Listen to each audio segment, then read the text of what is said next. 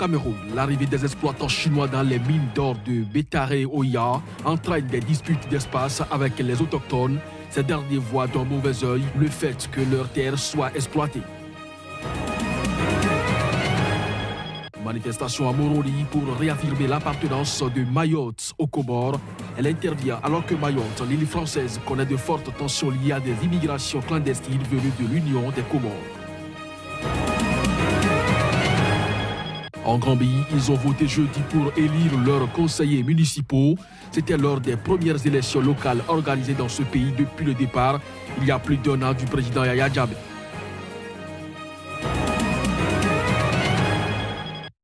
C'était là l'essentiel à développer au cours de cette édition. Mesdames, Messieurs, bonjour et bienvenue. En Gambie, ils ont voté jeudi pour élire leurs conseillers municipaux. C'était lors des premières élections locales organisées dans ce pays.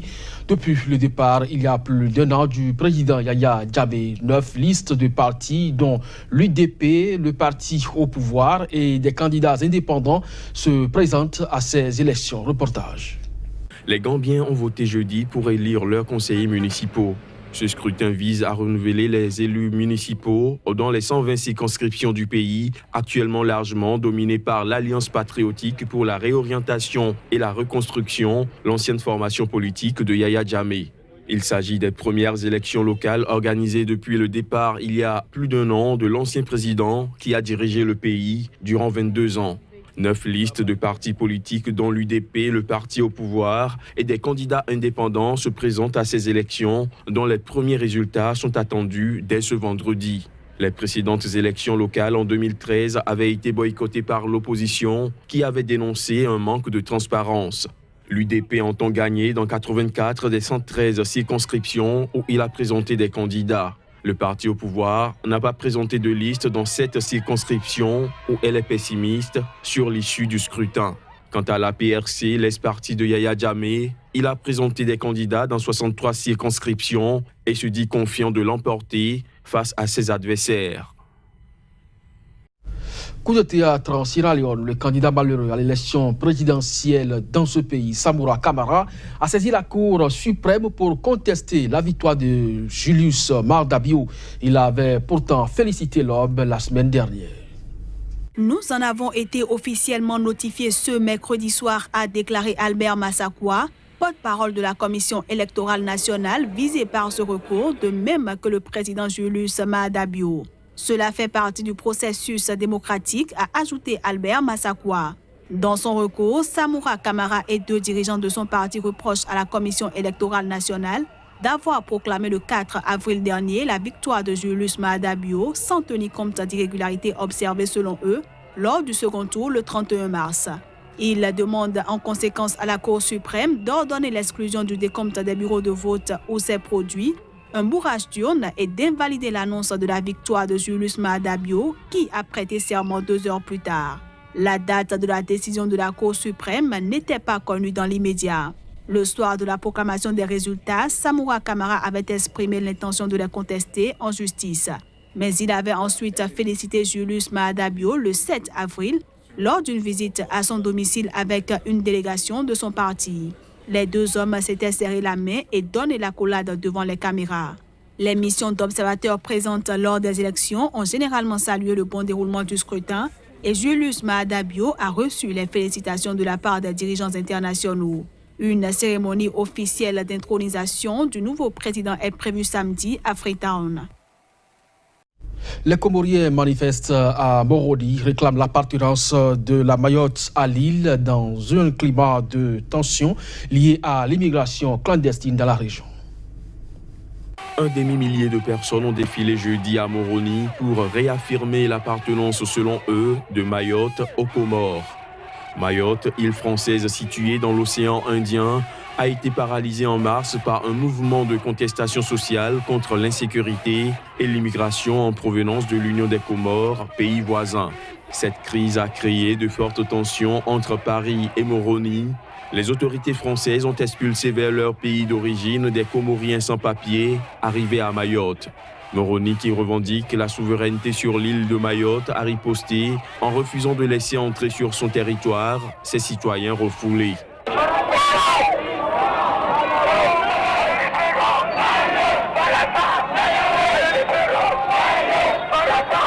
La manifestation a été organisée au lendemain d'entretiens à Moroni entre le chef de la diplomatie comorienne, Mohamed Elamine Seuf, et le secrétaire d'État français aux Affaires étrangères, Jean-Baptiste Lemoyne. Dans un communiqué commun, les deux délégations ont réaffirmé leur volonté de s'engager dans la voie d'un dialogue renouvelé, mettant en œuvre de façon progressive toutes les mesures visant à une redynamisation des relations entre Paris et Moroni. Le ministre des Affaires étrangères du Niger, Ibrahim Yakuba, a annoncé ce mercredi avoir été limogé par le président Mamadou Issoufou. Il serait accusé, par la majorité présidentielle, de conspirer contre le régime au profit de l'opposition. Plus de précisions à travers cet élément.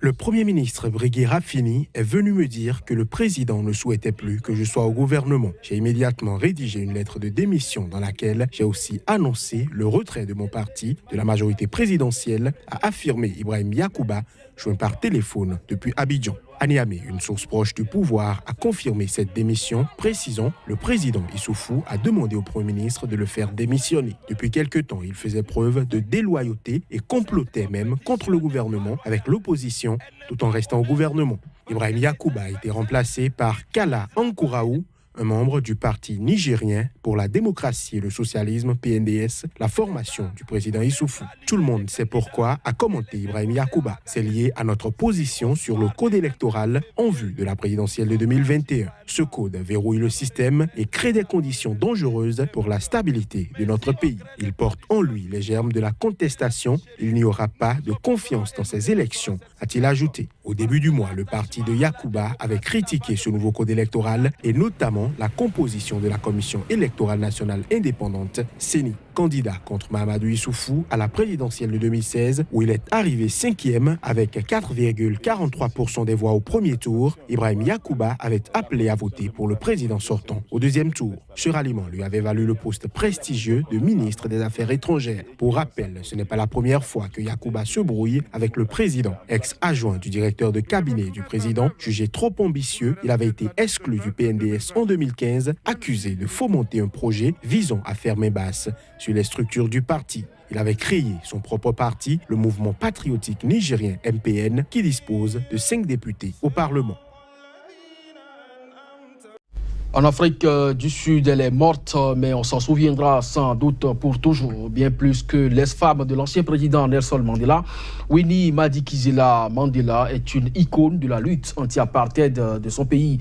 Une icône dont l'éclat reste pour autant entaché de l'affaire Stompie Stepi, à jamais associé à son nom. Vous comprendrez mieux comment à travers cet élément. Mata Pello avait 2 ans quand son frère a été assassiné en 1989. Stompie, un activiste de 14 ans, a été torturé et son corps retrouvé près du domicile de Winnie Madikizela Mandela, figure de la lutte anti-apartheid sud-africaine. Près de 30 ans après, les circonstances de sa mort restent incertaines. Sa mère se souvient. Peu après, un de ses amis m'a dit que Stompie avait été tué dans la maison de Winnie Mandela à Soweto. Tabiso Mono était l'un des 3 autres garçons kidnappés avec Stompie par le Mandela United Football Club, une branche du Congrès de la jeunesse de Soweto, connue pour sa violence et associée à Winnie. En fait, c'est elle qui a commencé à nous frapper, tous. Et ensuite, les autres ont continué pendant au moins 1 heure, peut-être 2. Stompie était alors sous la protection de l'évêque Paul Verine, qui abritait de jeunes activistes recherchés par la police du régime d'apartheid lorsqu'il a été enlevé, accusé à tort d'être un informateur. Malgré tout, le religieux garde de l'admiration pour Winnie Mandela. Elle avait clairement quelque chose de mystique, de magnifique, qui en faisait un être humain à part. Mais cet être humain pouvait être à la fois aussi brillant que le soleil et parfois aussi sombre que les ténèbres qu'elle combattait.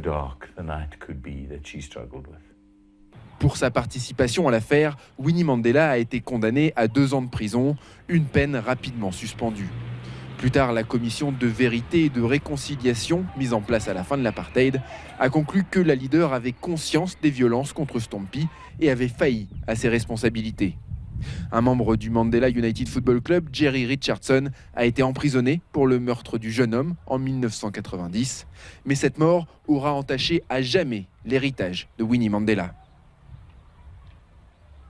Au Cameroun, l'arrivée des exploitants chinois dans les mines d'or de Bétaré Oya entraîne des disputes d'espace avec les autochtones. Ces derniers voient d'un mauvais œil le fait que leurs terres soient exploitées par les Chinois. Dans ce petit village de l'est du Cameroun, une centaine de trous remplis d'eau parsèment les alentours du village. Ici, on retrouve d'anciennes mines d'or abandonnées ayant entraîné en 2017 au moins 47 morts dans cette région sur ces sites miniers, selon l'ONG Forêt et Développement Rural, FODER. Pour la recherche de l'or, pour moi, on vient choisir le terrain. On fait d'abord le test. On va voir, on cherche là où il y a des cailloux. Après avoir trouvé les cailloux, on va chercher d'abord des cailloux bien rangés, des cailloux qu'on peut trouver de l'or là-dedans. C'est ça qu'on fait. Parfois, ça prend des jours. Pour les autorités locales, l'exploitation minière s'est faite en violation de la réglementation, mais les autorités ont engagé des actions de police pour que les exploitants agissent. La commune d'environ 80 000 habitants a accueilli par le passé de nombreux exploitants miniers chinois, coréens, canadiens, américains, sud-africains venus chercher de l'or. L'activité au départ, quand les riverains travaillaient eux-mêmes, ils étaient indépendants. Ils trouvaient quand même quelque chose, ils pouvaient leur produire, ils vendaient. Bon, maintenant, dès que les Chinois sont venus exploiter, on est donc de dommages par la plantation. Bon, les riverains ne pénètrent pas dans le trou. Il y a toujours des commandements jusqu'au moment où il y a eu mort d'homme. Les expatriés qui viennent exploiter nos richesses minières doivent laisser un souvenir, peut-être construire les écoles, les ponts, mais ils ne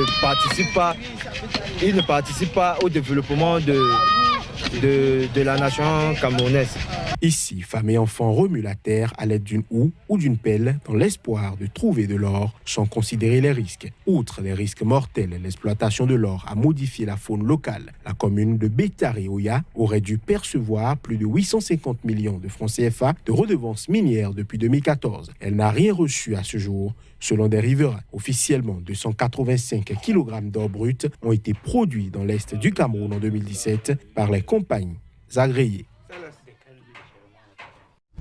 La lutte contre la fièvre Lassa s'intensifie au Nigeria. Lors de sa revue mensuelle de la situation, le Centre de lutte contre les grandes endémies au Nigeria, NCDC, a apporté des éclaircissements. Des avancées sont à noter dans cette lutte contre la fièvre Lassa dans le pays. Le point avec notre correspondant sur place, Issa Abdoulaye. Au Nigeria, 142 décès ont été enregistrés depuis la réapparition de la fièvre Lassa en 2018. Des cas ont été enregistrés dans 20 des 36 États du pays. 8 États sont sortis de la phase active de l'épidémie alors que 12 États restent actifs. Au cours du mois de mars écoulé, le Centre de lutte contre les grandes endémies, NCDC, a également signalé 110 décès dans 18 États. Le mois dernier, l'Organisation mondiale de la santé, OMS, a déclaré que l'épidémie avait atteint des sommets et a promis de soutenir les efforts pour la contenir et traiter les personnes touchées. La situation est préoccupante. Cette maladie est devenue récurrente, à voir le nombre de décès. Nous faisons l'effort à notre niveau et c'est le lieu ici de solliciter l'appui des partenaires et celui de l'État central. Le Nigeria continuera à lutter contre cette maladie tout en continuant cette sensibilisation qui est une priorité. Le Centre de lutte contre les grandes endémies a déclaré que les États du sud d'Edo, d'Ondo et d'Ebonyi étaient les plus touchés.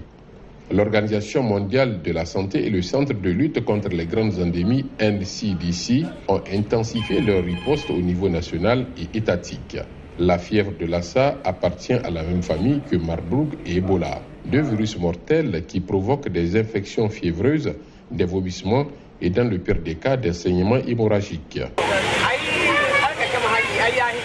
Comme vous le voyez, nous travaillons jour et nuit pour rendre notre environnement vivable. Les rats ne manquent pas, surtout pour nous les vendeuses de nourriture.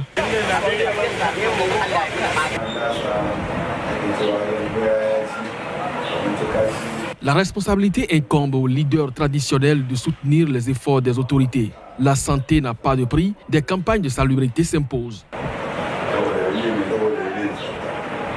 Le virus peut être évité en améliorant l'hygiène et en évitant tout contact avec les rats. Plus de 100 personnes ont été tuées en 2016, dans l'une des pires épidémies de la maladie affectant 14 États, y compris Lagos et la capitale Abuja. Merci donc à Abdoulaye Issa depuis le Nigeria. Mesdames et messieurs, ce sera donc tout pour cette édition. Merci à vous de l'avoir suivi. Très bonne journée en compagnie des programmes de SICA.